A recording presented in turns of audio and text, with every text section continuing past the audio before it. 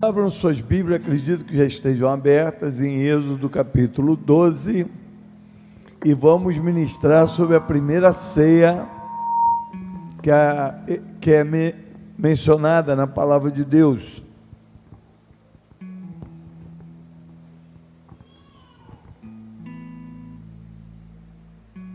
Amém? A partir do verso 1, diz assim: O Senhor disse a Moisés e a Arão no Egito.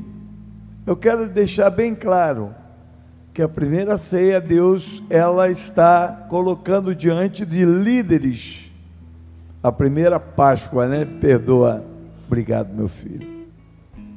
Ela é colocada diante dos líderes que estão no Egito. Isso é, Deus tem um povo que está num lugar de escravidão.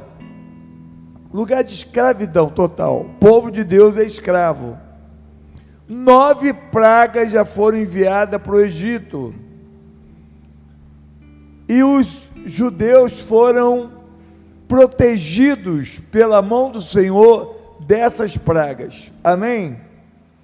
Mas eu quero colocar uma coisa que vocês precisam saber.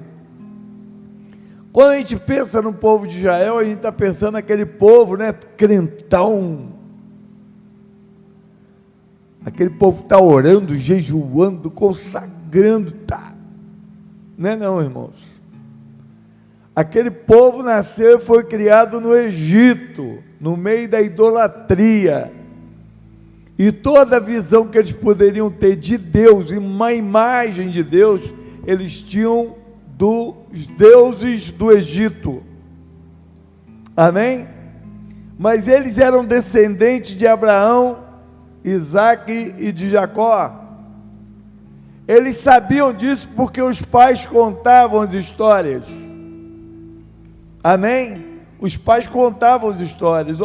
Tal, nosso pai Abraão foi escolhido, Isaac nasceu de um milagre, e assim as histórias eram contadas, as experiências que eram contadas, mas esse Deus ficava só nas histórias.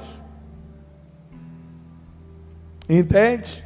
E agora, esse Deus de Abraão, Isaac e Jacó, ele se manifesta a um homem de forma poderosa, Moisés vê, e ele fala de forma clara e lúcida, não foi uma revelaçãozinha de um devaneio, não, é uma revelação real, uma sarça que queima real, um som de uma voz poderosa real, sai ali e diz para ele: ó rapaz, tira esse chinelo, porque aqui onde você está pisando é santo. Esse Deus se revela poderosamente àquele homem. Eu quero destacar o seguinte: haviam muitas sarças no deserto. Amém? Muitas, era comum aquela planta no deserto, mas só uma ardia, só uma manifestava a presença de Deus. Deus está querendo levantar no meio do deserto das nossas vidas, sarças como nós. Se nós formos iguais, seremos simplesmente sarças, mas se o fogo de Deus estiver em nós, Deus usará para manifestação do seu poder na vida de alguém. Amém? Vocês precisam arder, queimar.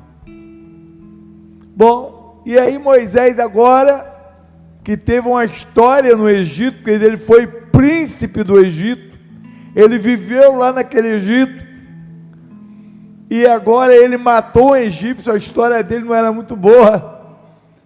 Moisés, quando fez aquilo tudo de errado, ele tinha 40 anos de idade.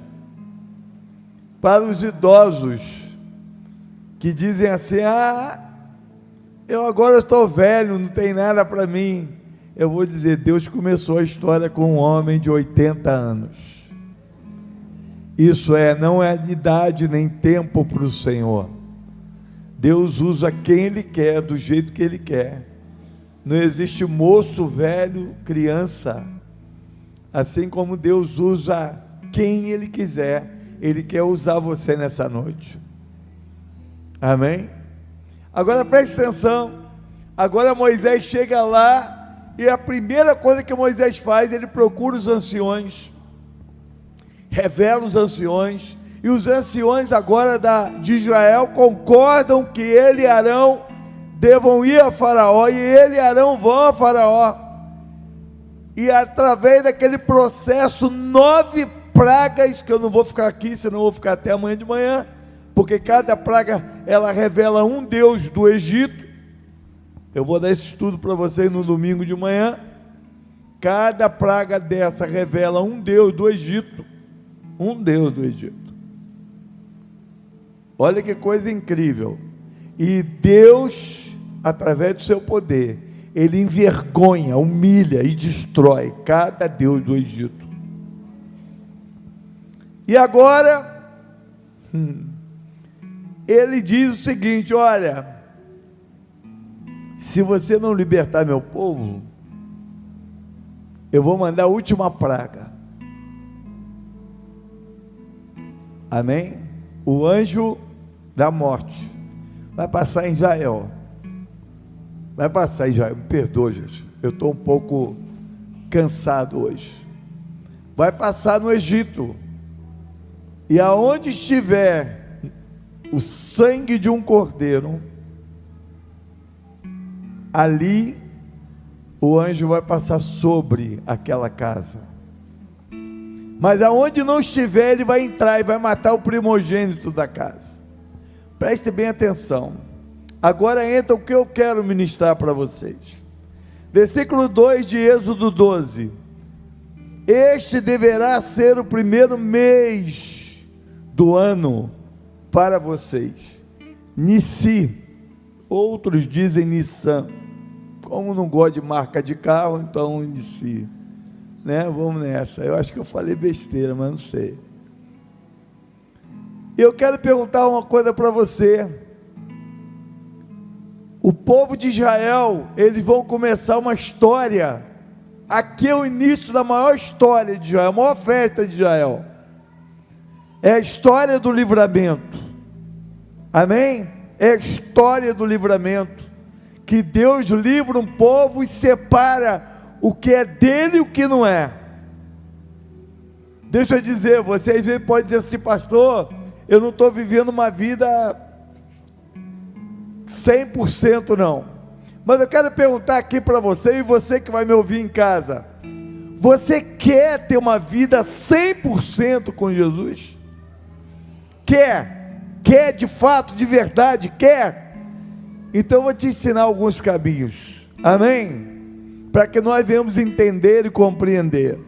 Aí ele diz assim, ó: diga a toda a comunidade de Israel, versículo 3, que no 10º dia deste mês, todo homem, diga comigo assim, homem, diga assim, tem que ser homem, é o homem que deve pegar um cordeiro e levar para dentro da sua casa. Isso significa, quem atrai a remissão para o lar, quem atrai a remissão para dentro de casa, é o homem. Presta atenção, fiquem bem ligados, porque esse texto é de uma profundidade tremenda. Presta atenção, o que está escrito aqui? No 10º dia deste mês, todo homem deverá separar um cordeiro ou um cabrito para sua família. Toda Páscoa, ela envolve família. A ideia da Páscoa é unir, juntar todos os familiares. Reúnam todos, leva para dentro da sua casa, para sua família, para dentro da sua casa no dia 10. Leva lá o cordeirinho. Ele seria imolado no dia 14. Por que o homem levaria um cordeiro no dia 10 para dentro de casa? Para que todos da casa tivessem afinidade com o cordeiro. Imagine que aquele cordeirinho anda dentro de casa, eles iam fazer carinho, as crianças iriam se apegar, as crianças iam gostar do cordeirinho, e aí vocês adolescentes ficavam amiguinho do cordeiro, e depois ia ter que matar na frente de vocês. Era assim, eles tinham que ter afinidade com o cordeiro dentro de casa. Quando Jesus é atraído para dentro da nossa família, nós temos que entender tudo que ele passou por nós. Jesus não pode estar numa casa, numa cruz, num crucifixo, olha ali Jesus, não é não. Você tem que ter Jesus vivo dentro de casa, onde ele se manifesta nas minhas orações, onde ele se manifesta através do momento que eu cultuo o Senhor dentro da minha casa. Jesus se manifesta em tudo na minha vida, em tudo na minha casa. É um filho doente, dobra marido e mulher, o joelho e ora pelo filho, o filho é curado, porque o Senhor está sendo reverenciado, adorado naquela casa. Aquela casa ali tinha que passar um tempo com Jesus, com o seu cordeirinho. E aquilo ali, eles ficavam cheios de afinidade com aquele cordeiro, tinham carinho por ele, as crianças pegavam ele no colo, as crianças acariciavam, quem sabe ele começava a dormir dentro do quarto das crianças, né? Vamos seguir aqui, e aqui no versículo 4 diz assim: se uma família for pequena demais para um animal inteiro, deve dividi-lo com o seu vizinho mais próximo, conforme o número de pessoas e conforme o que cada um puder comer. Isso é, o cordeiro, um animalzinho, podia ser feito isso, mas Jesus hoje, ele supre todas as famílias da terra. Jesus deverá entrar em todas as famílias da terra. Jesus deverá ser respeitado, reverenciado, amado, querido e desejado em todos os moradores da terra. Amém? Preste bem atenção.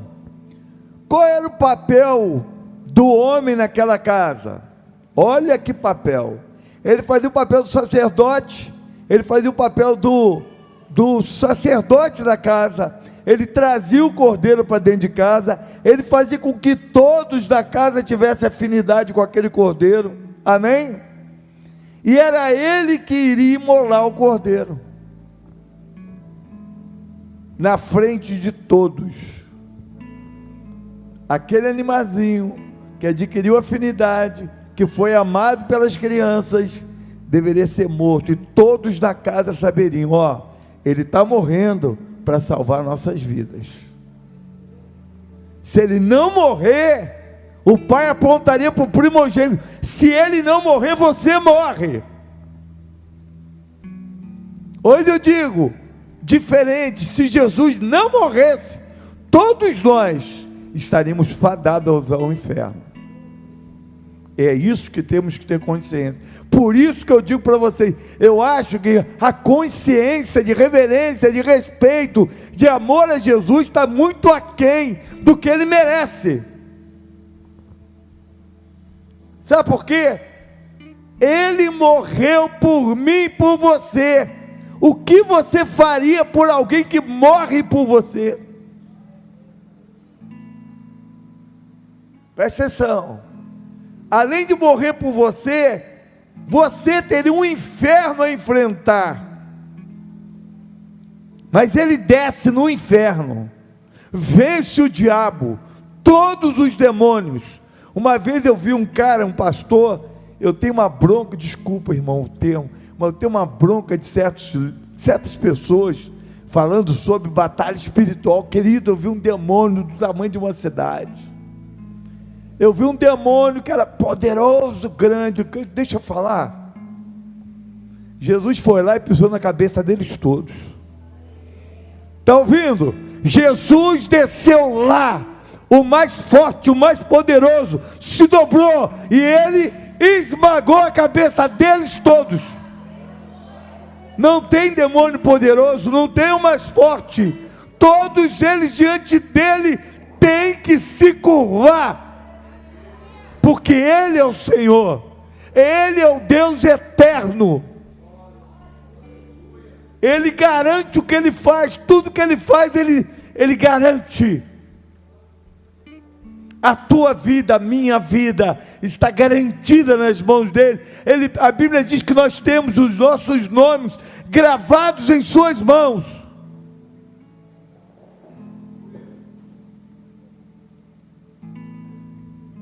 Versículo 4 diz, já li o 4, que deverá dividir o animal com uma ou mais família. Versículo 5, o animal escolhido será macho de 1 ano. Nota, vários textos que falam sobre sacrifícios, na Bíblia, no livro de Levítico, fala que pode ser uma novilha, fala que pode ser um carneiro, pode ser uma bezerra, uma cabra, mas nesse aqui tem que ser macho, não pode ser fêmea. Está sendo específico, direcionado, e nós precisamos ter consciência disso. Amém? Vamos lá, o animal escolhido deverá ser macho de 1 ano, sem defeito, e pode ser cordeiro ou cabrito. Versículo 6, guardem-no até o 14º dia do mês, quando toda a comunidade de Israel irá sacrificá-lo ao pôr do sol. Vocês lembram que hora que Adão e Eva caiu? A Bíblia diz que Adão e Eva haviam caído e o Senhor veio na viração do dia encontrar com o homem, no pôr do sol. Então deixa eu te falar, teu livramento e o meu livramento, porque foi no pôr do sol, na viração do dia, que Deus prometeu para Adão e Eva, disse, da semente da mulher vai nascer um que vai esmagar a cabeça da serpente. Nós temos que ter consciência que tudo que está na palavra é real e é vivo, e está acontecendo e acontece para todos aqueles que creem. Entenderam isso? Vocês estão me entendendo? Amém? Desculpa aqui, mas eu tenho que ser bem calmo, bem tranquilo para falar. Estou com vontade de gritar aqui, mas eu tenho que segurar a franga. Não, segurar o pastor. Que franga, que coisa é essa feminina desse jeito? Coisa horrível.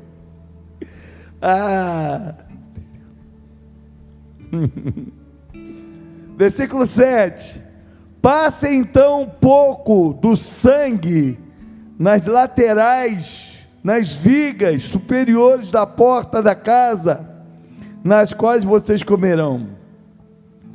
Eu quero que você diga comigo assim: o sangue identifica que todos na casa estavam remidos, tiveram intimidade com o Cordeiro e se sentiram responsáveis pela morte do Cordeiro. Todos na casa precisam ser remidos. Eu quero que você diga assim: todos na minha casa serão remidos pelo Senhor. Quem crê nisso? Quem crê que algo poderoso vai acontecer em sua casa? Quem crê que você, sacerdote homem, quem crê que você, mulher de Deus, vai manifestar a presença de Jesus na tua casa, e que você não vai precisar gritar com ninguém, mas a glória de Deus na sua vida será revelada àqueles que estão lá, que ainda não foram redimidos. Diga comigo assim: uma guerra se vence na presença de Deus. Você gritando, esperneando, discutindo, brigando, Você não está na presença de Deus, você está afastado da presença de Deus. Quando você está na presença de Deus, há fartura de alegria. Quando você está na presença de Deus, a glória de Deus se manifesta. Escuta, aquele que não é redimido, será redimido. A salvação está entrando na casa de todos nós hoje, porque cada um de nós aqui, vamos levar, dentro das nossas próprias vidas, o Cordeiro de Deus que tira o pecado do mundo, amém? Mas ele não vai estar indo lá para morrer, ele está indo lá para trazer vida, e vida abundante, amém? Vamos lá, versículo 8, naquela mesma noite comerão da carne assada do fogo, e ervas amargas, e pão sem fermento. Primeiro, vamos parar aqui e entender uma coisa, o cordeiro tem que ser assado, ele passa pelo fogo, amém? Jesus passou pelo fogo da provação, amém? Eu quero revelar algo poderoso mais tarde, daqui a uns minutos para vocês. Segundo, eles tinham que tomar ervas amargas. O que significava ervas amargas? Porque eles fazem isso até hoje em Israel, é lembrar da escravidão, lembrar que eles já foram escravos do pecado. Você precisa trazer a lembrança para os seus filhos, contar para os seus filhos em casa a miséria que era a tua vida antes de Jesus. Vocês sabiam que tem pai e mãe que não senta com o filho para conversar e falar: olha, antes de papai e mamãe ter Jesus, a vida era assim, ó. Lembre seus filhos das ervas amargas da sua vida, porque quem sabe, se ele beber da tua erva amarga lá do teu passado, ele vai começar a ver agora que você está comendo o pão da vida, porque aqui a Bíblia está dizendo aqui, que é pão sem fermentos, é pão sem pecado. Você larga uma vida de amargura para comer uma vida sem pecado. Você lembra da tua vida do passado de amargura, e agora traz a lembrança que você come um pão sem pecado. É uma vida sem pecado, porque pão é uma tipologia da vida. O que Jesus fez? Partiu o pão e disse: o que? Esse é meu corpo, essa é minha vida, que é dada por vós. Comer do pão é comer da vida. Pão sem fermento é pão sem pecado. Amém? Glória a Deus. Está muito devagar hoje, mas o pastor de vocês, só Deus sabe como é que eu estou aqui. Amém? Não coma carne crua, nem cozida em água, versículo 9, mas assada no fogo. Note uma coisa, no passado, quando havia sacrifício de animais, por causa do pecado, oferta pacífica, como é que os animais eram comidos? Pegava a pata, pegava a cabeça, pegava as vísceras e colocava no altar, e eles comiam a carne, amém? Aqui está dizendo o seguinte, ó: não coma a carne crua, nem cozida em água, mas assada no fogo. Olha o que está aqui dizendo: coma cabeça, pernas e vísceras. Você precisa entender que de Jesus não dá para deixar nada fora. Tudo em Jesus é o que você precisa de Jesus por inteiro. Você precisa comer tudo que Jesus tem para te dar da vida dele para você. Você não pode dizer assim: Jesus, essa parte aqui que diz que eu tenho que levar minha cruz, eu não quero. Vocês estão me entendendo? Quando era um animal, deixava a cabeça, deixava a víscera, deixava a pata, deixava tudo. Mas quando se refere à pessoa de Jesus, tem que ser tudo dele.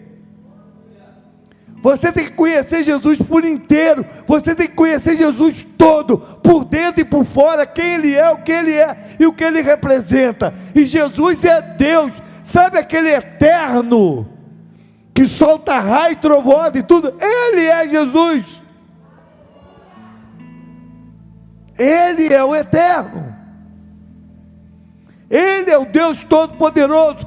Pessoas brincam com Jesus, pessoas negam a Jesus, pessoas, sabe, tudo levam com chacota. Mas deixa eu dizer, Deus separou para si um povo escolhido, amado, querido, que vai honrá-lo vai temê-lo, vai andar na sua presença e vai desfrutar da sua glória. Você entende isso? Diga assim: viver com Jesus não é viver uma vidinha qualquer, não. Diga assim: viver com Jesus é uma guerra. Todos os dias eu vou vencer, todos os dias eu vou estar nele, eu vou viver nele, andar nele, falar o que ele quer e viver segundo a sua vontade. Amém? Versículo 10, eu adoro esse pedaço aqui. Não deixem sobrar nada. O que você tem deixado sobrar de Jesus na tua casa? O que você tem colocado de lado de Jesus na sua casa? Como é que está a sua família? Como é que está o culto no lar? Vocês têm cultuado em casa? Vocês têm adorado em casa? Vocês têm feito devocional em casa? Vocês leem a Bíblia em casa? Eu imagino aqui todos vocês cultuando, como eu faço com a Tânia, todos os dias, fazendo culto, adorando. Tem dia que a gente não dá de manhã, porque tem muita coisa para fazer. Quando a gente percebe que o café da manhã nem teve às vezes, mas quando a gente vai deitar, antes de deitar, a gente senta na cama e vai fazer o nosso culto, porque Ele tem que estar lá em casa, morando comigo. Eu não aceito Jesus fora da minha casa. Eu, como marido, eu tenho que fazer o que Jesus me ensinou, ser um bom marido. O bom marido tem que dar vida pela sua esposa. Eu tenho que honrar minha esposa como vaso mais frágil, eu tenho que protegê-la, eu tenho que guardá-la. Minha esposa faz o que a costela faz, protege meu coração, as minhas emoções, ela cuida de mim, protege-me, ela me guarda. Esse é o trabalho de uma família, isso que família faz. Amém? Você tem deixado Jesus de fora em alguma parte da sua vida? Caso isso aconteça, se sobrar alguma coisa, queimem o que restar. Não dá para queimar nada de Jesus e dizer, vamos jogar isso aqui fora. De Jesus você tem que aproveitar tudo, sempre.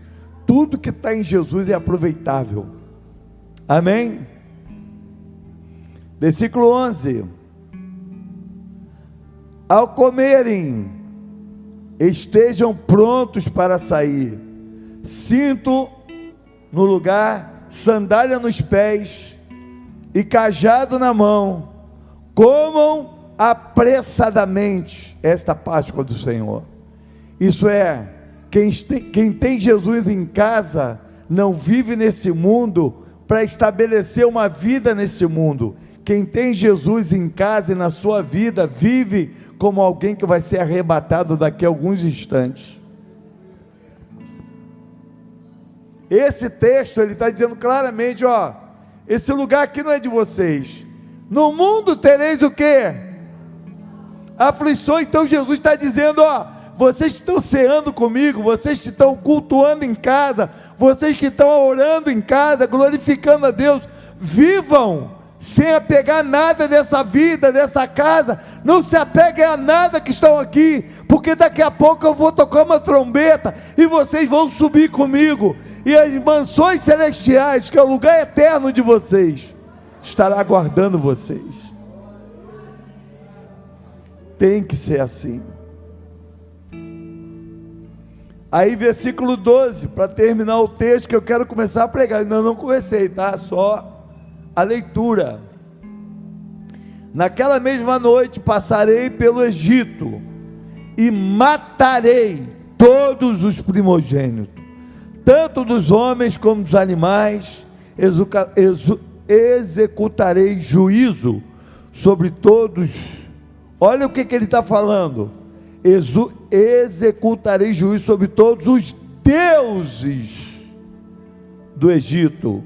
Eu sou o Senhor.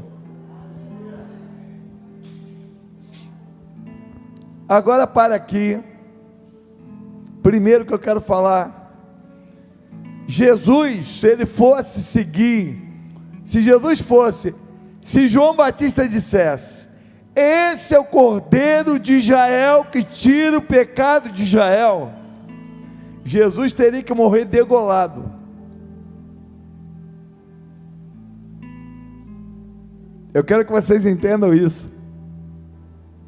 Se Jesus fosse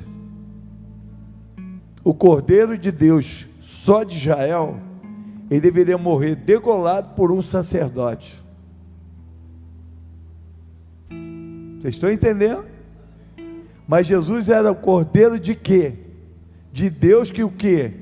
Que tira o pecado do quê? Do mundo. Então ele tem que morrer segundo o processo dos gentios. Quem assume o papel de sacerdote? Os gentios. Eles são o quê?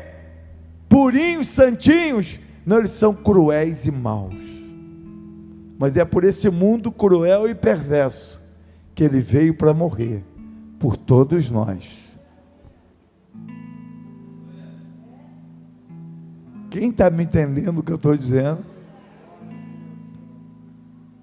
Você está entendendo agora a cabeça de você, por que Jesus morre numa cruz? Porque agora o Cordeiro, ele não tem que morrer segundo a cultura judaica, ele morre segundo a cultura dos homens perversos, maus, daqueles que não mereciam nada.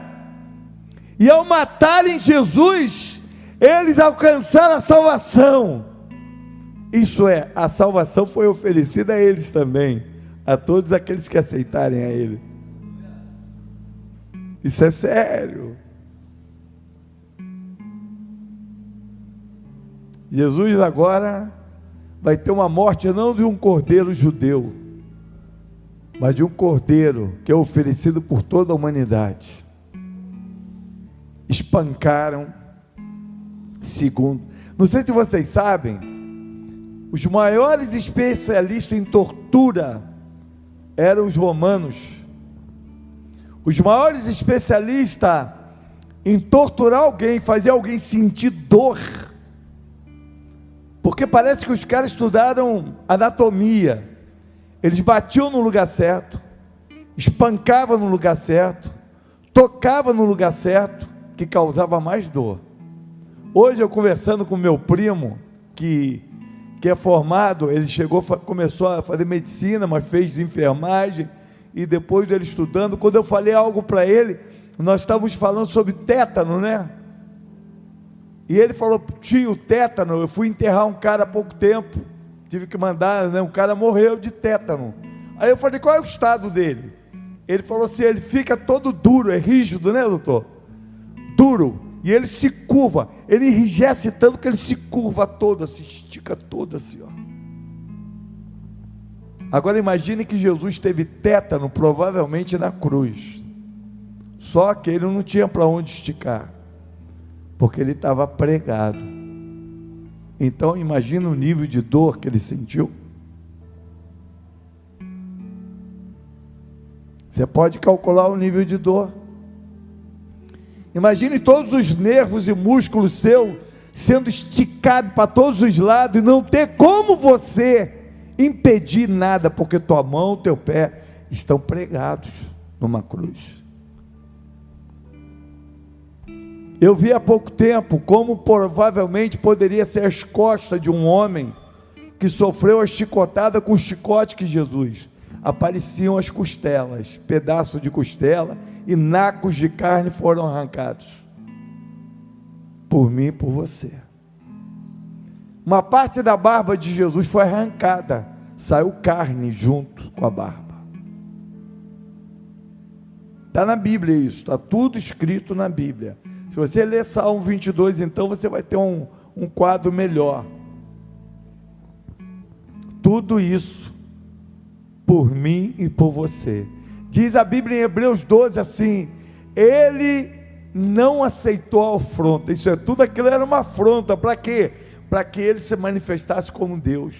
Mas se ele se manifesta como Deus, destrói tudo e todo mundo, ele não salvaria a humanidade, ele estaria condenando eternamente a humanidade, o que faria ele salvar todos nós seria suportar aquilo tudo até a morte. Imagine você tendo todo o poder do mundo para destruir tudo, acabar com tudo de uma vez só. Vamos acabar com tudo isso. Tchum! Ele era Deus. Ele é o Senhor. Olha, eu sou honesto com vocês. Eu sou apaixonado pelo Deus eterno. Amém? Mas Ele é o eterno, eu nunca vi nem sei como Ele era. Mas esse eterno, quando virou Jesus, eu me apaixonei pelo homem chamado Jesus. Esse homem Jesus, ele é alucinadamente apaixonante, incrível. Eu gostaria de fazer algo agora com vocês. Eu não sei se eu posso já fazer, posso. E eu queria muito que vocês agora pensassem numa coisa comigo. Imagine se você tivesse um contato direto com Jesus, antes dele ser crucificado, antes dele ser levado para a cruz.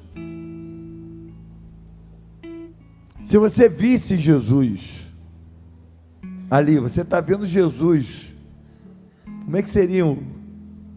Os romanos pegariam Jesus assim para você e colocariam ele na tua frente. Ei, Hugo, ele vai morrer por você, tudo bem?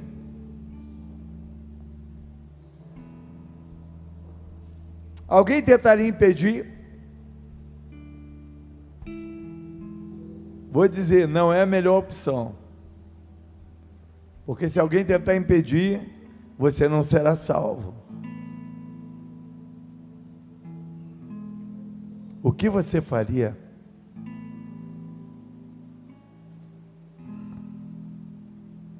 Hein? O que você faria? Eu quero fazer essa pergunta a você. Preste bem atenção. Preste bem atenção. Se Jesus, você tivesse 5 minutos com Jesus, 5 minutinhos com Ele, amém? Você teria 5 minutos com Jesus. Ele vai ter que morrer por mim e por você. Mas se você pudesse estar com Ele pessoalmente, o que você faria? O que você diria para Ele? O que você falaria para Ele? Você vai ter 5 minutos com Jesus antes da morte. Não tem como impedir Ele de morrer, porque se você impedir Ele de morrer, você não vai ser salvo. Mas você vai ter a chance, a oportunidade. 5 minutinhos. 1 minuto. Você vai ter a oportunidade de 1 minuto de ir até Jesus. O que você faria?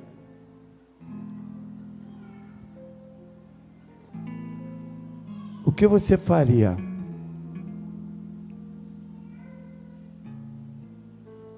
Daqui a pouco Ele morreria por você.